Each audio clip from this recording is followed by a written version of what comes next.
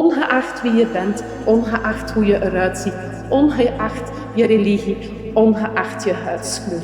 Voor ons is iedereen belangrijk. Op de tweede editie iftar. Ja, voilà. Wist.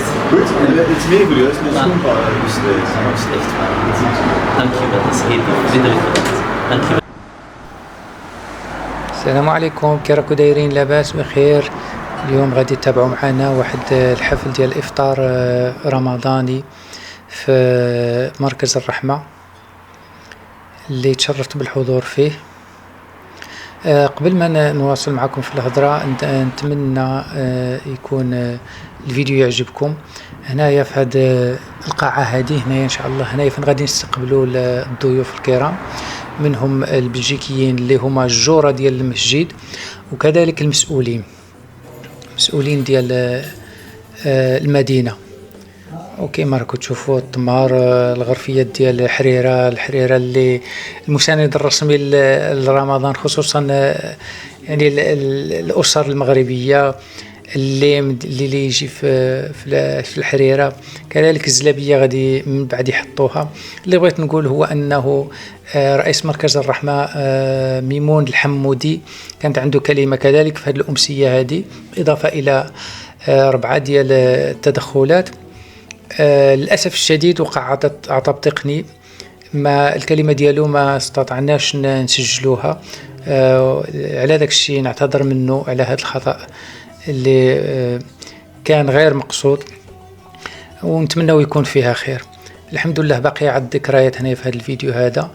واللي بغيت نقول انه كان واقف على الا بغينا نقولوا بالدارجه الشغل ديالو من الالف حتى الياء، ويعني كان متبع كل شيء خطوه بخطوه، ويعني كان في الاستقبال، وكان في الترحيب، وكان يواكب الإعدادات اللي غادي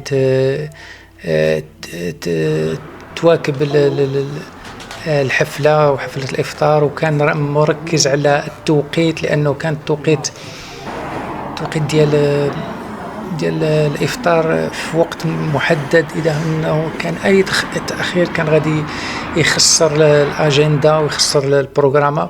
الحمد لله كل شيء فات كما كان يعني منظم له ومقرر له بإذن الله. لذلك الشيء نبغي نشكر مرة أخرى الأستاذ رئيس مركز الرحمة ميمون الحمودي على المجهود الجبار اللي بذلوا في هذه الأمسية، بالإضافة إلى أشياء أخرى يعني على طول السنة. كما لا أنسى يعني المتطوعين صغارا منهم أو شبابا أو كهولا أو يعني نساء كذلك، اللي جنود الخفاء أنا نقول عليهم، اللي ماشي يخدموا غير في رمضان، يخدموا حتى على طول العام. الشكر الجزيل لهم بما أنها مناسبة رمضان. نقول لهم بارك الله فيكم، اللهم اجعلها في ميزان حسناتكم. هنايا راهم كيجيو بعض المسؤولين، تحضيرات على قدم وساق. الأجواء فاتت، راك عارف رمضان يقول لك رمضان يجمعنا، رمضان الجماعات فيه تكون أحسن. وهنايا نشوفوا هنايا ابتدى يعني الوافدون ابتدوا يجيو. في الأول كان واحد البرود نسبي، لأن الجيران يعني راك عارف أي واحد يدخل لواحد البلاص غير معروف، حتى ولو كان من نفس العقلية وكلش، يعني يكون واحد البرود احتياطي، وهو اللي كان واقع هنايا في الأول.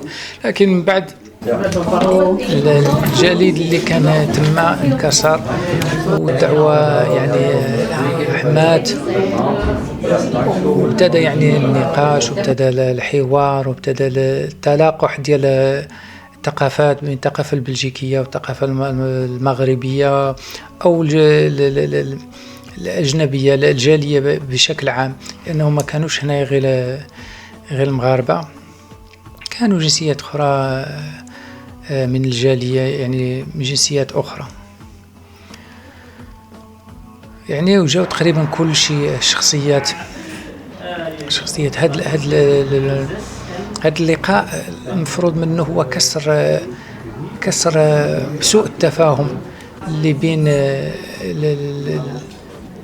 بين يعني المسلمين، الجالية المسلمة، وبين البلجيكيين القاطنين، يعني باش ذاك الأفكار المسبقة اللي حتى الإعلام كان كيكبر منها، يعني المؤسفة، بعض أخطاء صغيرة وهي مؤسفة، يعني الإعلام بعض المرات كيكبر منها وكيضخم منها باش يجعل من واحد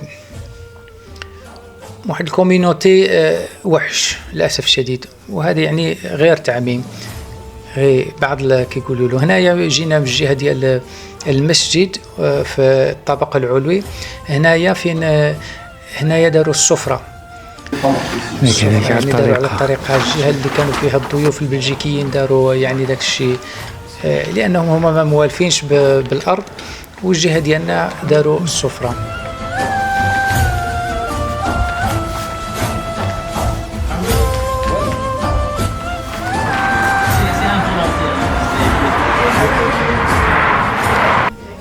وهنا نشوفوا رئيسة مجلس المدينة تسلم على الحضور. حفلات كهذه خصوصا المساجد ولا الجمعيات الثقافية ديال الجالية مهمة جدا باش الواحد يكسر ذاك سوء التفاهم وذاك الصورة السوداوية اللي واخدها الأول على الآخر. لأن رغم أن المساجد في المغرب ولا في الدول الإسلامية عندها يعني تقريبا أهدافها هي الوعظ والإرشاد والتثقيف وكذلك الصلاة، إلا هنايا في بلجيك ولا في كاع الدول الأوروبية والدول الغير مسلمة عندها دور آخر، دور توعوي، دور تبين الثقافة، تبين كيقولوا تصحح النظرة السلبية على الأمة الإسلامية اللي خداتها من الإعلام وبعض يعني الأفكار المسبقة اللي توطنت في البلجيكيين ولا الأوروبيين بصفة عامة. Goedenavond iedereen. Net was je stil en nu praten. Hallo allemaal, welkom op onze iftaaravond. Mijn naam is Amel en ik ben jullie host vanavond. Ik ga enkele mensen het woord geven. Koen Weiland, voorzitter Humanistisch Verbond, die heeft zich afgemeld wegens ziekte. Die heeft zich verontschuldigd. Ik ben heel blij jullie te mogen ontvangen in het Islamitisch Centrum Barmhartigheid. En ik hoop dat we er een mooie avond van gaan maken. Om te beginnen geven we graag het woord aan onze burgemeester van de stad Ninove, Tanja de Jonge.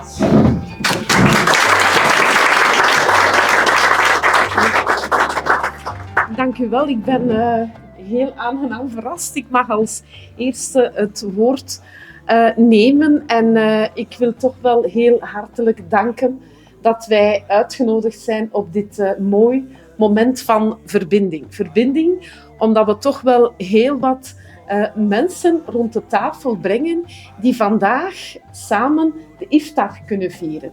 En dat is net het mooie aan het verbinden, dat je respect en waardering toont voor elkaars cultuur. En ik ben blij, Schepen Veerle zal straks ook het woord nemen, dat wij in onze stad een heel sterk sociaal beleid hebben, die vooral gebaseerd is op mensen sterker maken, mensen steunen, maar ook vooral mensen verbinden. En dat is de grote verdienste van onze sociale diensten onder leiding van onze schepen. En waar wij als bestuur, we hebben ook Schepen Stijn hier vandaag aanwezig, waar wij als bestuur heel veel in investeren. Ondanks de beperkte middelen trachten wij daarin te investeren. Onze politie en zeker onze nieuwe korpschef, die staat voor beschermen. Beschermen van alle mensen in onze stad. En dat is ontzettend belangrijk. En het eerste wat hij gedaan heeft, is een beetje wat we vanavond ook zien. Een open deur. Zet de deur open. Iemand die in aanraking komt met een feit die gepleegd is en als slachtoffer bij de politie moet, die mag niet voor een gesloten deur staan. En dat is het eerste wat hij gedaan heeft. En ik vind het fantastisch dat hij hier vandaag aanwezig is, om het beleid met jullie te delen, maar vooral ook om in jullie gezelschap aanwezig te zijn en vooral ook gezellig samen praten. En dat hoeft niet altijd over alles wat met beleid te maken heeft, maar vooral over de interesse van het individu. Ongeacht wie je bent, ongeacht hoe je eruit ziet, ongeacht je religie, ongeacht je huidskleur. Voor ons is iedereen belangrijk. En dat is een beleid die we elke dag moeten uitdragen. En dat is ook een boodschap van warmte dat ik aan iedereen meegeef. Probeer alsjeblieft die positiviteit in jullie naar boven te brengen. En verdedig de stad met verve, want we hebben een bestuur die keihard werkt op mensen en niet op stenen. Ik dank u. بعد الأذان ابتدأ الحضور في الأكل وتذوق المأكولات المغربية وطبيعة الحال هذا كيقولوا لها بحال الجرة المطروزة المرسومة بالزليج، يعني صور من الزليج المغربي أو الفاسي كما يقولون، الأصيل المتجذر في أعماق التاريخ المغربي. والحريرة كذلك والزلابية والتمر، ويعني الحضور تذوق المطعم المغربي يعني بإيجابية وعجبوا المذاق، وبحمد الله كان داك الشيء كل شيء فات بنجاح.